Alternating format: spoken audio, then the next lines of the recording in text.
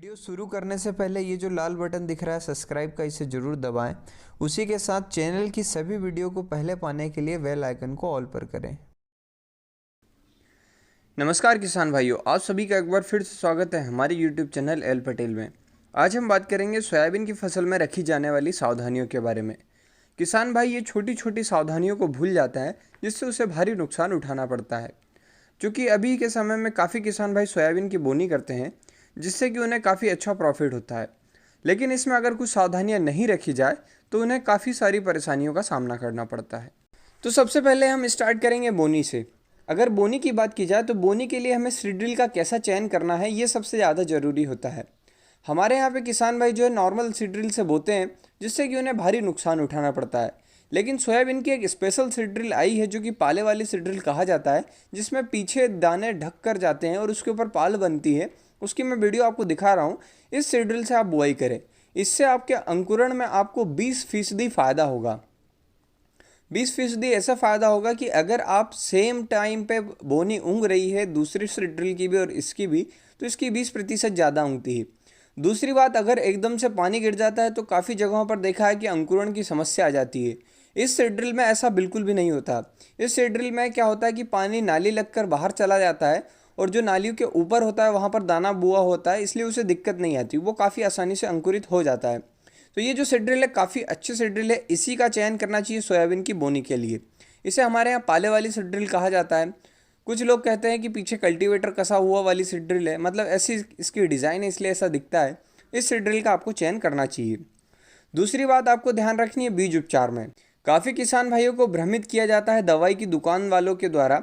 क्या होता है कि किसान भाई को उतना समझ नहीं आता है कि किस चीज़ के लिए कौन सा बीज उपचार दिया जाता है। हमारे यहाँ पर सबसे ज़्यादा चलता है कार्बन डाइजिम एनकोजेब। अगर वो नहीं मिलता है तो बाविस्टिन दिया जाता है। इन दोनों चीज़ों का यूज़ किया जाता है और इन्हें भारी मात्रा में बेचा जाता है सोयाबीन की फसल के लिए। और अगर देखा जाए तो ये दोनों ही बीज उपचार सोयाबीन के लिए बिल्कुल भी नहीं दिए गए हैं। मतलब अगर आप इन दोनों से उपचार करते भी हैं तो आपका उपचार करा हुआ माना नहीं जाता है सोयाबीन की फसल को। इसलिए सोयाबीन के बीज उपचार में आपको ये ध्यान रखना है कि आप कौन सा बीज उपचार कर रहे हैं। अब बात करते हैं कि बीज उपचार क्यों करें। तो बीज उपचार करने से सबसे ज़्यादा फ़ायदा आपको होगा रूट रॉट और कॉलर रॉट से। ये जो समस्याएं ये काफ़ी ज़्यादा आती है। काफ़ी किसान भाई मुझे बाद में फ़ोटो भेजते हैं कि मेरे कहीं कहीं पर पौधे सूख रहे हैं, और ये जो सूखने की समस्या होती है ये रूट रॉट और कॉलर रॉट होती है। इसमें क्या होता है कि नीचे की जो जड़ें होती है वो सूख जाती है, और जड़ें सूखने की वजह से पौधा अचानक से सूख जाता है, और इससे भारी मात्रा में किसान भाइयों को नुकसान पड़ता है। तो इन दोनों बीमारियों से बचने के लिए आपको हमेशा बीज उपचार करना चाहिए। पहले आप बीज उपचार कर लेंगे तो आपके क्षेत्र में ये समस्या नहीं आएगी और आपको काफ़ी अच्छा रिजल्ट मिलेगा। बाद में आप दवाई डालेंगे तो काफ़ी ज़्यादा महंगी दवाइयाँ डालनी पड़ेगी, जिससे कि प्रॉपर रिजल्ट फिर भी नहीं मिलता है।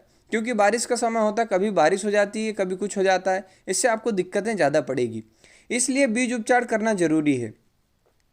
अब हम बात करेंगे बीज उपचार में क्या क्या लें। तो बीज उपचार में आप दो चीज़ें ले सकते हैं। एक ले सकते हैं थायरम प्लस कार्बोक्सिन, जो कि वीटावेक्स में आता है या वीटावेक्स पावर में आता है। दूसरी भी कंपनियों का आजकल आने लगा है। इसको आपको 3 ग्राम प्रति किलोग्राम के हिसाब से यूज़ करना है। अगर ये नहीं मिलता है तो आप जलोरा ले सकते हैं। जलोरा में होता है थाइपोनेट मिथाइल 45%, और उसके साथ पायरोक्लोस्ट्रोबिन होता है, जो कि 5% एफएस फॉर्मुलेशन में आता है। इसको आपको 2 से 3 ml प्रति किलोग्राम लेना है। मतलब मात्रा काफ़ी कम दी जाती है, जिसे आप यूज़ करेंगे तो काफ़ी लंबा रिजल्ट मिलेगा। उसी के साथ आपको ये फ़ायदा रहेगा कि जो रूट रॉट और कॉलर रॉट की मेजर समस्या है इसे कंट्रोल कर लेंगे। उसी के साथ एक फ़ायदा ये होगा कि आपकी जो अंकुरण की क्षमता है, मतलब पौधे जो फंगस से ख़राब होते हैं, ये उससे ख़राब नहीं होने देगा और आपके अंकुरण को बढ़ा देगा। तो ये कुछ फ़ायदे हैं जो बीज उपचार के हैं, जिसे आपको ज़रूर करना चाहिए।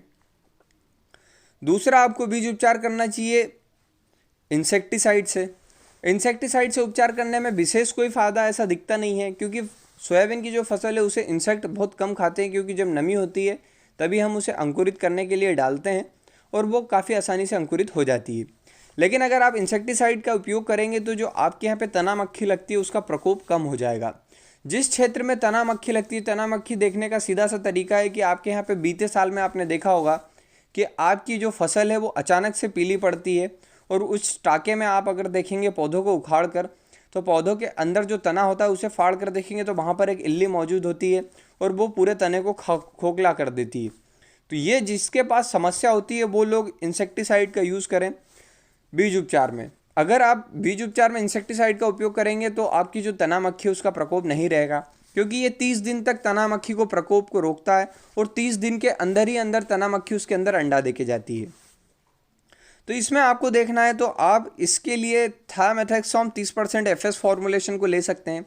अगर इसकी मात्रा देखें तो 4 ml प्रति किलोग्राम सीड है। अगर ये आपको नहीं मिलता है तो इमिडाक्लोरोपिड 70% वाला ले सकते हैं। अगर इसकी मात्रा देखी जाए तो 2 से 3 ग्राम प्रति किलोग्राम सीड पे है। अगर आपके क्षेत्र में समस्या हो तो ही आप इंसेक्टिसाइड से बीज उपचार करें, अगर आपके क्षेत्र में नहीं है तो आप नहीं करें। लेकिन तीसरा जो बीज उपचार है वो आपको जरूर ही करना है। मतलब ये 2 बीज उपचार, जैसे एक पहला फंगीसाइड का और दूसरा आपको बैक्टीरिया का, ये जो उपचार है ये तो आपको करना ही है। और उसके साथ आपको जो सीड्रिल लेनी है वो सीड्रिल को याद रखना है कि आपको पाले वाली सीड्रिल लेना है। तो जो बैक्टीरिया वाला बीज उपचार है इससे आपको क्या फ़ायदा होगा ये आपको मैं पहले बता देता हूँ। जैसे कि अगर आप राइजोबियम से करते हैं तो आपकी जो नाइट्रोजन ग्रंथि होती है वो काफ़ी अच्छे तरीके से बनती है। दूसरी बात ये कि जो फसल के अवशेष होते हैं उन्हें भी ये राइजोबियम जो होते हैं ये खाने लगते हैं और आपकी जो मिट्टी होती है उसकी संरचना में सुधार करते हैं। अगर आप पीएसबी का यूज़ करते हैं तो जो आपने पुराने समय में डीएपी डाली है या फिर आपने पोटाश डाला है तो उसमें आपने देखा होगा कि कुछ परसेंटेज सॉलिड फॉर्म में होता है। अगर आपने 1846 जो कि डीएपी होती है उसे डाली है तो उसमें आपने देखा होगा कि 39% आपको ओरिजिनल डीएपी मिलता है जो कि हमारे पौधे ले सकते हैं। उसके अलावा जो 6% बच जाता है वो आपका सॉलिड फॉर्म होता है। ये सॉलिड फॉर्म कैसे डिसॉल्व होता है? ये होता है पीएसबी से, मतलब जो फॉस्फोरस सॉल्युलाइजिंग बैक्टीरिया होता है इसके द्वारा ये डिसॉल्व होता है। तो आपको ये जरूर डालना है। इससे क्या होगा कि जो आपके यहाँ पर सॉलिड फॉर्म में, इनऑर्गेनिक फॉर्म में जो फॉस्फोरस पड़ा होगा इसे ये खाकर आसानी से आपके पौधे के लिए लेने लायक बना देगा, जिससे कि आपको कम मात्रा में खाद डाल के भी ज़्यादा अच्छा रिजल्ट मिलेगा।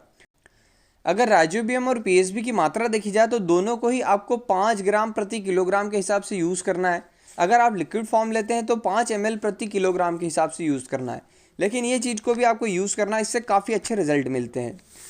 तीसरी बात आपको ये याद रखनी है कि कोई भी एनपीके या फिर डीएपी का आप बुआई के साथ इस्तेमाल ना करें।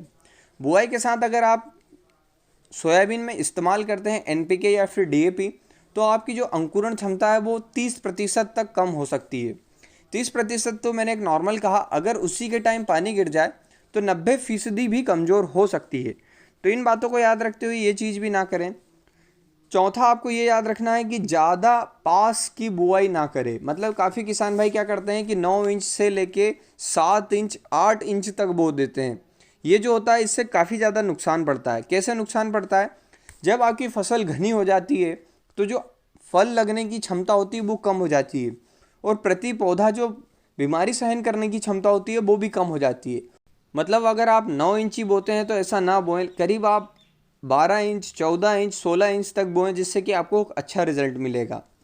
उसी के साथ अगर आपसे हो सके तो बुआई के समय में जो यूज़ की जाती है खरपतवार नाशक उसी का यूज़ करें। उससे क्या होगा कि जो आपकी फसल है उसको रोक नहीं लगेगी, मतलब उस टाइम उसे रुकावट नहीं आएगी जब आप खरपतवार नाशक डालेंगे, जिससे कि आपकी फसल जो है वो अच्छी रहेगी।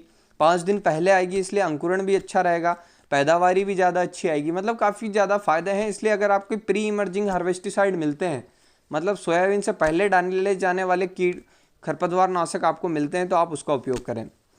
तो यही सब कुछ है सोयाबीन में सावधानी रखने के बारे में। अगर आपको ये वीडियो पसंद आई हो तो इसे लाइक करें और चैनल को सब्सक्राइब करें। धन्यवाद।